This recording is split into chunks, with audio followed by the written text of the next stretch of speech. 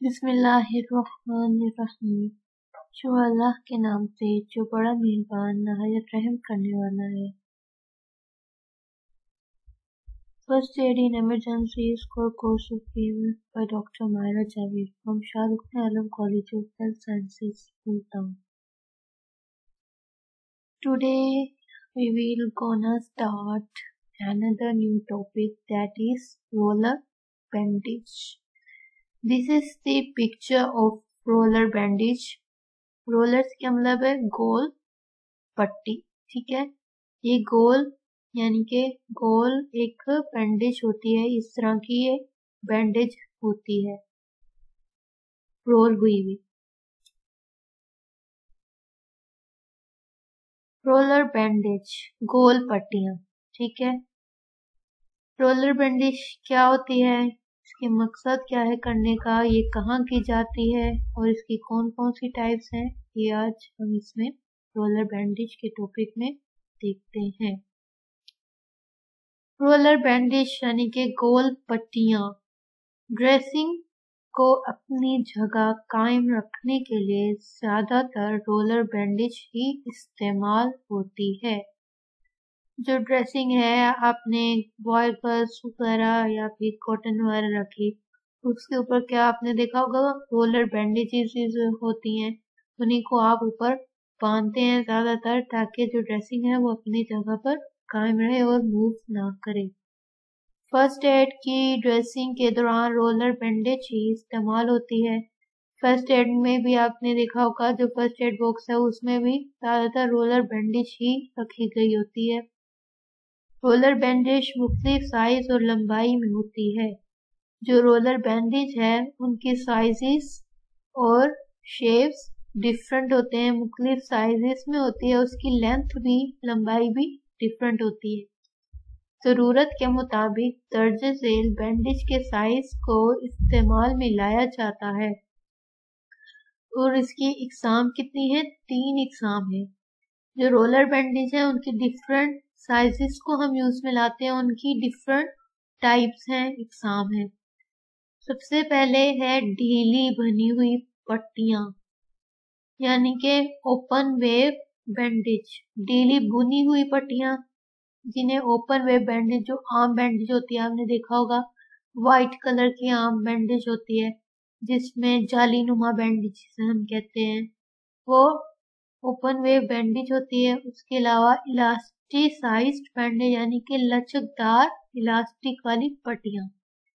गरम पट्टी होती है क्रेप बैंडेज, जो अक्सर देखा होगा पाँव में मोच वगैरह आ जाए या फिर कोई दर्द वगैरह हो घुटने वगैरह में, तो ये क्रेप बैंडेज गरम पट्टी वगैरह बांधी जाती है ऊपर।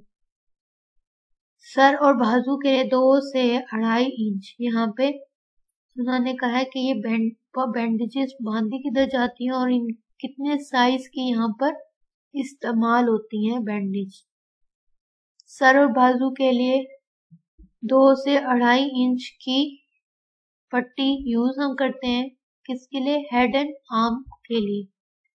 फिंगर और पाँव की या हाथ की उंगली के लिए हम कितने इंच की यूज करते हैं? 1 इंच की हम बैंडेज यूज करते हैं।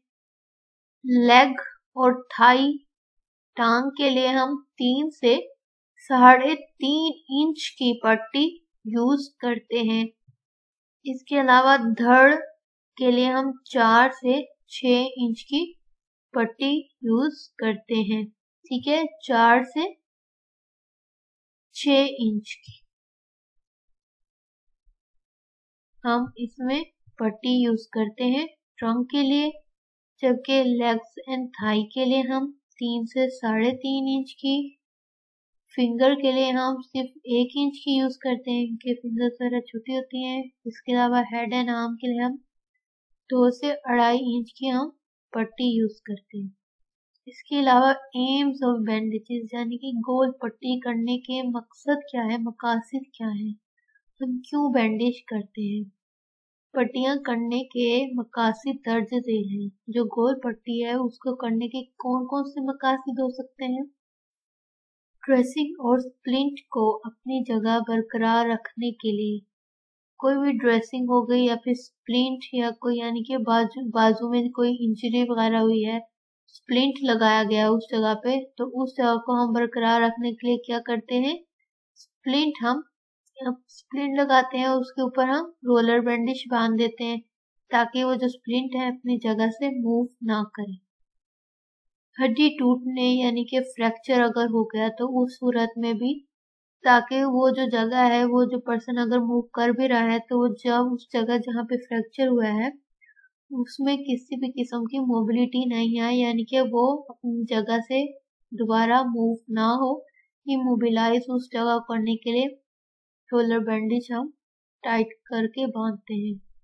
जिस्म के जख्मी अज़ा या जोड़ को सहारा देने के लिए, यानी कि मोच हो गई या फिर किसी भी जोड़ कोई एक जगह से दूसरी जगह डिस्प्लेस हो गया यानी कि अपनी जगह से हट गया है, तो उन्हें हमने सहारा देने के लिए, जैसे मोच हो गई तो उसमें हम बैंडेज करते हैं। ब्लीडिंग रोकने के लिए प्रेशर बैंडेज के लिए सूजन को कम करने, रिड्यूस या रोकने, प्रिवेंट करने के लिए हम रोलर बैंडेज इस्तेमाल करते हैं। ये थी कि एम्स क्या है पट्टी करने के लिए। ये हम चारों पॉइंट से कि हम कहाँ कहाँ बैंडेज करते हैं और किस साइज की होनी चाहिए, जगह लिखी गई जहाँ हम करते हैं और इनकी पट्टी की साइज कितना होता है। और ये 3 तरह की टाइप्स हैं, एक ओपन वेव बैंडेज है, दूसरी इलास्टिक बैंडेज है और तीसरी क्रेप बैंडेज है। ठीक है, ये था रोलर बैंडेज के एम्स, एग्जाम और साइजेस विद भी पार्ट्स कहाँ ये बैंडेज की जाती है। This is the elastic bandage, ये इस तरह होती है elastic bandage. And this is the crepe bandage, ये क्रेप बैंडेज है। Now the general rules for application. अब पट्टी लगाने के लिए जनरल असूल क्या है? जनरल रूल्स फॉर एप्लीकेशन क्या होंगे? पट्टी लगाने से पहले मरीज को तसल्ली दी जाए। अगर आपने पट्टी लगानी है तो आपने सबसे पहले पेशेंट को क्या करना है, तसल्ली देनी है कि आपका जो भी ट्रीटमेंट किया जा रहा है उससे आपको फायदा ही होगा, किसी भी किस्म का कोई नुकसान नहीं होगा। ठीक है, और उसे आगाह किया जाए इसके फायदे के लिए आप करने वाले हैं कि जो आप काम कर रहे हैं उसके लिए ही कर रहे हैं, उसकी बेहतरी के लिए ही कर रहे हैं। देखिए, जैसे आपको अगर इंजेक्शन लगने वाला होता है तो पहले डॉक्टर या फिर जो भी डिस्पेंसर वो आपको तसल्ली देता है ना कि आपका दर्द कम हो जाएगा। इसी तरह अब आप जब प्रोफेशनल लाइफ में जाएंगे आपने पेशेंट को यही तसल्ली देनी है कि आप जो भी काम करें उसी के लिए, बेहतरी के लिए कर रहे हैं, उससे उसको कोई नुकसान नहीं होगा बल्कि उससे उसको फायदा ही पहुंचेगा। मरीज को आरामदेह हालत में मुनासिब तरीके से बिठा लिया जाता है। ठीक है, उसके बाद पेशेंट को आपने क्या करना है, बिल्कुल पुरसुकून हालत में बिठा देना है। उसके बाद पट्टी करते वक्त जख्मी हिस्से के औज़ा को सहारा दिए रखना चाहिए। अगर कोई भी उसका जख्मी पार्ट है या फिर ऐसा जिस्म का हिस्सा जो यानी कि फ्रैक्चर वगैरह हो गया तो आपने उस औज़ा को, उस हिस्से को सहारा दे के रखना है ताकि पट्टी करते हुए आप जिस जगह पट्टी कर रहे हैं वो आपको उस बात का अंदाजा रहे कि किस जगह और कहाँ किस जगह पे आप पट्टी कर रहे हैं। सहारे का काम दूसरे किसी शख्स या बातनी मुआवन के जिम्मे लगा दिया जाए, यानी कि आप तो पट्टी करेंगे, इसके अलावा अगर पेशेंट के साथ कोई दूसरा शख्स है या फिर कोई आपके साथ दूसरा पर्सन है जो आपके काम में मदद कर रहा है, उसके जिम्मे लगा दें कि वो उस औज़ा को पकड़ कर रखे, सहारा दे ताकि आप सही तरीके से बैंडेज कर सके, पट्टी कर सके।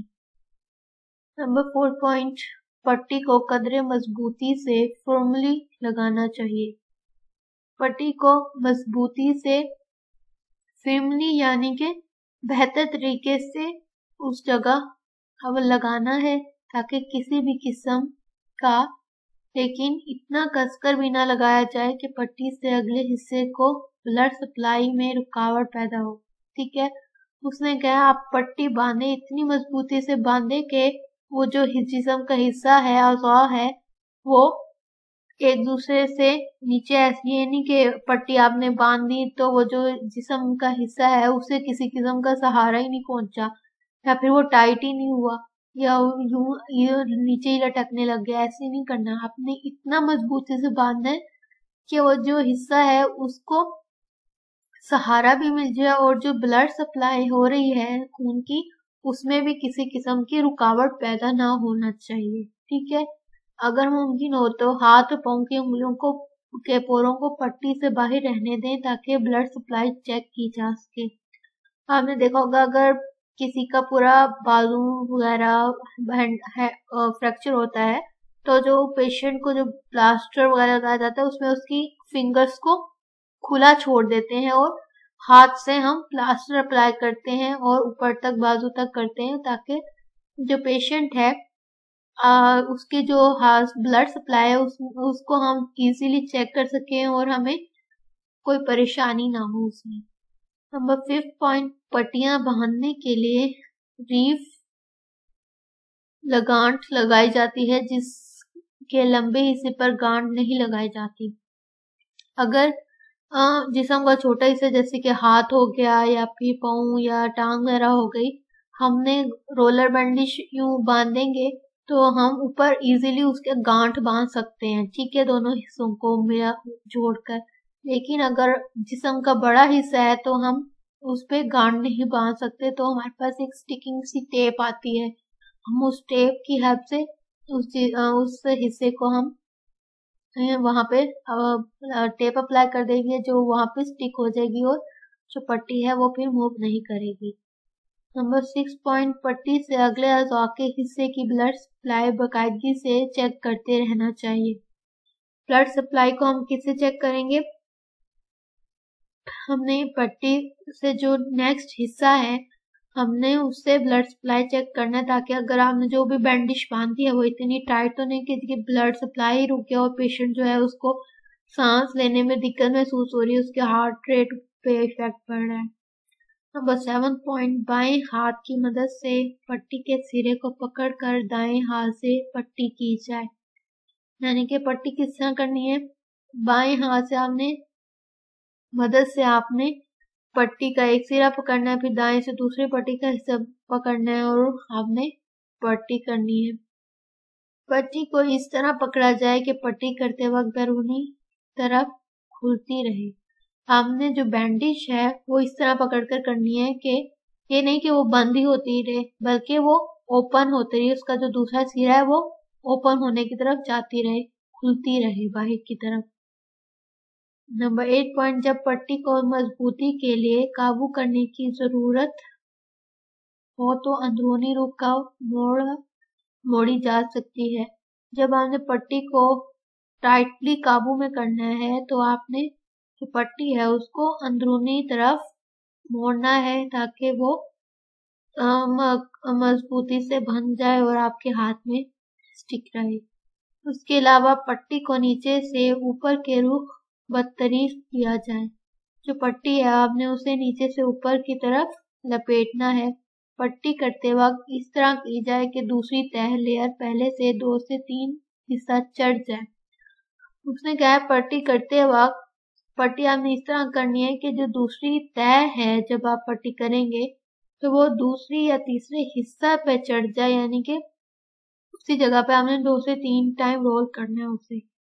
पट्टी करते वक्त ये खास ख्याल रहे कि ना बहुत टाइट हो और ना ही ढीली हो, ठीक है। स्लैक यानी कि ना ही बहुत ढीली हो ना ही ज्यादा टाइट हो के ब्लड फ्लो होने में प्रॉब्लम हो। उसके अलावा पाँव की उंगली पर पहले मुतालका पर 2-3 चक्कर देने के बाद साथ वाली को भी मिलाकर बैंडेज की जाए। आपने देखा होगा 2 फिंगर्स को यूं मिला, पहले तो आपने एक फिंगर की बैंडेज करनी है, फिर आपने दूसरी फिंगर को भी ले आना है और उसकी बैंडेज करनी है ताकि जो पहली फिंगर है जिससे नुकसान पहुंचा है वो दूसरी के साथ स्टिक हो जाए और दोनों उंगलियां मूव ना करें। जब अपनी पट्टी मुकम्मल कर ली जाए तो इसके सिरे को पिन या स्टिकिंग प्लास्टर की लगाकर मजबूती से चिपका दिया जाए। जब आपने बैंडेज कंप्लीट कर ली है तो या फिर वहां पे पिन लगा दें। अगर पिन नहीं है तो उस वक्त तो स्टिकिंग टेप्स या प्लास्टर वगैरह होते हैं, प्लास्टर्स वगैरह होते हैं, उससे आपने वहां पे वो स्टिक कर देना है। जैसे टेप्स आप लगा देते हैं वो जगह जुड़ जाती है, तो आपने वो चिपका देना है, जिससे जो पट्टी है वो जल्दी नहीं खुलेगी और वो अपनी जगह पे स्टिक रहेगी। So this was all about the roller bandage. Thank you so much.